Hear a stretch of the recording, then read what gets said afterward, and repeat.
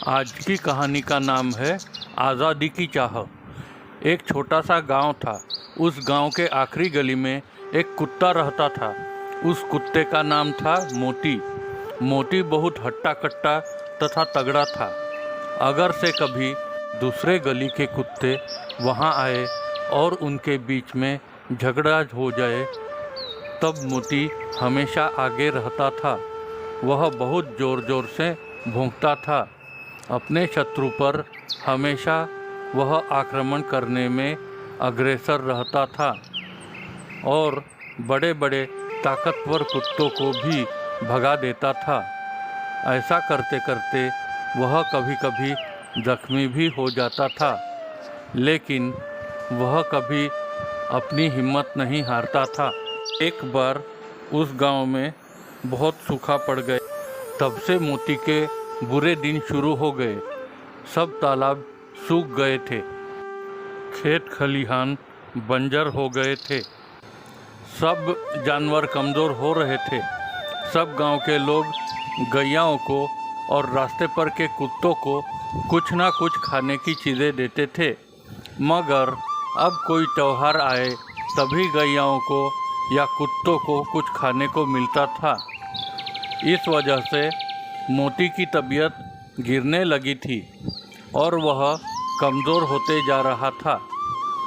मगर उसके स्वभाव में कुछ भी फर्क नहीं हुआ था।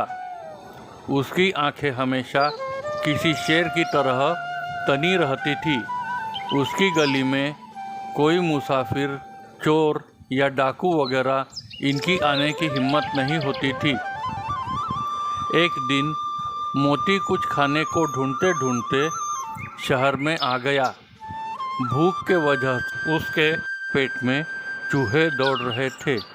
रास्ते पर से भटकते भटकते मोती की नज़र एक बड़े से बंगले पर गिरी।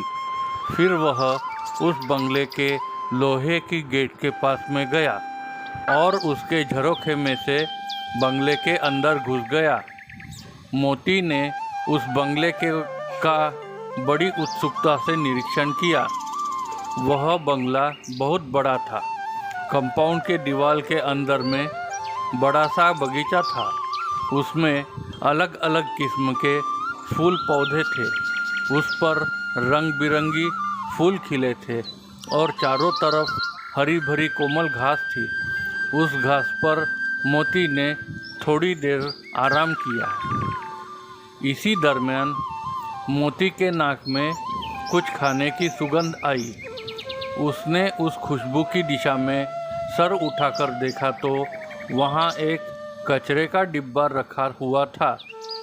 वह तुरंत ही उस कचरे के डिब्बे के पास पहुँचा और उसके अंदर मुंह डालकर कुछ खाने लगा। इतने में मोती को एक दूसरे कोई प्रजाति के कुत्ते की खुशबू आई। मोती ने उस डिब्बे से अपना मुंह बाहर निकाला और सामने देखा तो वहाँ पर एक गिड्डा सा सफ़ेद सा कुत्ता खड़ा था। उसके बाल खरगोश के जैसे सफ़ेद थे, छोटे छोटे पाँव थे, पूरे शरीर पर रेशम के जैसे सफ़ेद बाल थे। वह पूरा साफ सुथरा तथा चमकीले आँखों वाला और मुलायम शरीर वाला कुत्ता था। उस खूबसूरत से सफ़ेद कुत्ते ने मोती के तरफ देखा। उसने कान ऊंचे किए थे और आंखें बड़ी कर वह मोती के तरफ देख रहा था। उसे भौंककर मोती को भगाने की इच्छा हो रही थी, लेकिन भौंकना उसको सही नहीं लगा। कमज़ोर और दुबले पतले से मोती की उसको दया आ गई थी। बेचारा कितने दिनों से यह भूखा होगा, ऐसा उसे लगा। मोती ने उसे देखकर अपनी पूंछ हिलाई। उसने अपने दोनों पांव ऊपर उठाए जैसा कि मोती उसके शरण में आ गया हो और उसे दोस्ती के लिए दया याचना कर रहा हो। फिर वह धीरे आवाज़ में बोला, नमस्ते मेरे दोस्त। यह सुनकर वह खूबसूरत सा कुत्ता खुश हो गया। वह बोला, मेरा नाम टॉमी है। तुम शहर में पहली बार ही आए हो ऐसा लग रहा है, मगर चिंता मत करो। तुमको अगर यदि यहाँ पर रहने का भी हो तो भी चलेगा, लेकिन तुमको यहाँ के नियमों का पालन करना ही पड़ेगा। आज तुम भले ही इस बंगले में किसी को बगैर पूछे आए हो, लेकिन इसके आगे तुम्हें ऐसे अंदर आने के लिए नहीं जमेगा। उसके लिए मेरी अनुमति लेनी ही पड़ेगी, समझे क्या? मोती बोला, ठीक है, भविष्य में मैं ऐसी गलती दोबारा नहीं होने दूंगा। मोती टॉमी के तरफ एकटक देख रहा था। फिर वह बोला, कितने खूबसूरत दिखते हो तुम, तुम्हारे यह सफ़ेद से बाल कितने अच्छे हैं। टॉमी ने अपने मुंडी पर ऊपर करके बोला, आज शैम्पू से धोए हैं मेरे बाल। तुम्हें खाने को भी बहुत अच्छी अच्छी चीज़ें मिलती होगी ना? भूखे मोती ने बोला। अब तुम्हें क्या बताऊं, मेरा मालिक जो भी कुछ खाता है वही मुझे देता है। हर दिन रविवार को मेरा मालिक मुझे गाड़ी में बिठाकर घुमाने लेकर जाता है। मैं तो खिड़की के पास में ही बैठता हूँ और शान से अपनी मुंडी बाहर निकालकर पूरे शहर को निहारता हूँ। और यह बात बताऊँ कि नहीं बताऊँ, यह टॉमी एक पल भर के लिए रुककर सोचने के लगा। फिर कोई रहस्य बताए जैसे टॉमी बोलने लगा, और कभी कभी छुट्टियों के दिनों में तो मेरा मालिक मुझे पहाड़ के ऊपर भी घुमाने लेकर जाता है। यह सब सुनकर मोती को लगा, कितना खुशनसीब है यह कुत्ता। मुझे भी इस तरीके से जीवन जीने को मिल गया तो कितना अच्छा हुआ रहता।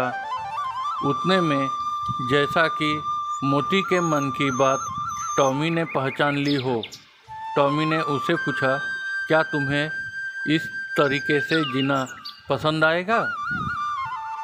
यह सुनकर मोती के मन में बहुत खुशी की लहर चल पड़ी। ऐसा मौका अपने को इतनी आसानी से मिल जाएगा, ऐसा मोती को सपने में भी नहीं लगा था। उसके खुशी का कोई ठिकाना ना रहा। बिल्कुल क्यों नहीं, मोती ने बोला, ऐसा शान का जीना किसे पसंद नहीं आएगा। अच्छी अच्छी चीज़ें खाना, इतने बड़े से बंगले में रहना और गाड़ी में बैठकर घूमना, यह किसको पसंद नहीं आएगा। फिर मोती थोड़ा रुक गया। उसने एक लंबा सांस लिया और आगे बोला, लेकिन मुझे यहाँ पर काम क्या करना पड़ेगा? काम तो एकदम से आसान है और शायद से कुछ भी नहीं। टॉमी ने एकदम आसानी से जवाब दिया, ऐसे ही आराम से बैठकर रहना। कोई भिखारी या अनजान आदमी आए तो उसके ऊपर ज़ोर ज़ोर से भौंकने का, उसे काटने के लिए दौड़ने का और उसे डराकर भगा देने का। या फिर आखिर में टॉमी बोला, बस। और इतने से काम के लिए बदले में इतना खूबसूरत जीना, एकदम आराम, मज़ा ही मज़ा, खुशी ही खुशी। मोती को लगा जैसे अभी उसका भी नसीब खुल गया हो। टॉमी मोती के और नज़दीक गया और उसे ध्यान से देखने लगा। सचमुच तुम बहुत खूबसूरत हो टॉमी, ऐसा मोती ने बोला। इतने में मोती की नज़र टॉमी के गर्दन पर गिरी। उसने टॉमी के गर्दन पर एक लाल जख्म देखा और पूछा, अरे तुम्हारे गर्दन पर यह लाल निशान किस चीज़ का है? कहाँ कुछ भी तो नहीं। टॉमी थोड़ा सा घबरा गया। फिर वह बोला, मैं किधर भाग ना जाऊं, इसके लिए मेरा मालिक मुझे संकल से बांध कर रखता है। यह सुनकर मोती के कान खड़े हो गए।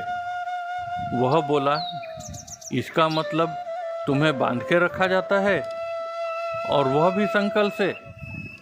फिर उसमें बुरा क्या है? टॉमी ने बोला, बंधा हुआ रहना पड़ता है, बस इतना ही। बाकी सब कुछ अपने जगह पर तो मिलता है ना।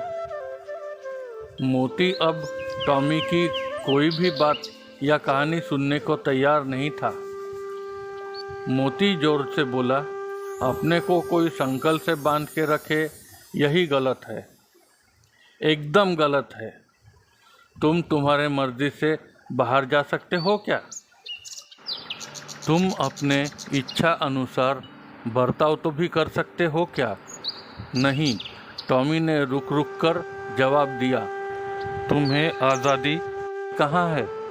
मोती ने और ऊंचे स्वर में पूछा। यह सुनकर टॉमी की शान से खड़ी हुई गर्दन नीचे झुक गई और उसके कान भी झुक गए, जैसा कि टॉमी किसी सोच में समुद्र में गोता लगाने लगा हो। ऐसा टॉमी का बर्ताव हो गया। एक बार का भूख से मर जाना मैं पसंद कर लूँगा, लेकिन ऐसे बंधन में रहना मैं कभी भी स्वीकार नहीं करूँगा। मोती अपनी गर्दन उठाकर बोला, मेरे तरफ देखो, मैं कैसे आज़ाद हूँ। अभी इसी पल यहाँ से निकल जाऊँ, ऐसा मेरा मन बोल रहा है। और हाँ, चलो, यह मैं चला। और ऐसा बोलकर मोती अपने ही धुन में वहाँ से निकल गया। मोती नज़र से ओझल होने तक टॉमी उसके तरफ देखते ही रहा। जब मोती नज़र से ओझल हो गया, तब टॉमी की नज़र आसमान की तरफ गई। खुले आसमान में पंछियों का झुंड नीले नीले आकाश में गोता लगा रहा था। इस कहानी से हमें पता चलता है कि जानवरों को भी अपनी आज़ादी कितनी प्यारी होती है, तथा हमें भी अपनी आज़ादी पसंद है। अगर आपको यह कहानी पसंद आई हो तो इस कहानी को लाइक कीजिए तथा एक प्यारा सा कमेंट देकर चैनल को सब्सक्राइब कीजिए और अपने भाई बहनों में, सगे संबंधियों में शेयर कीजिए। शुक्रिया।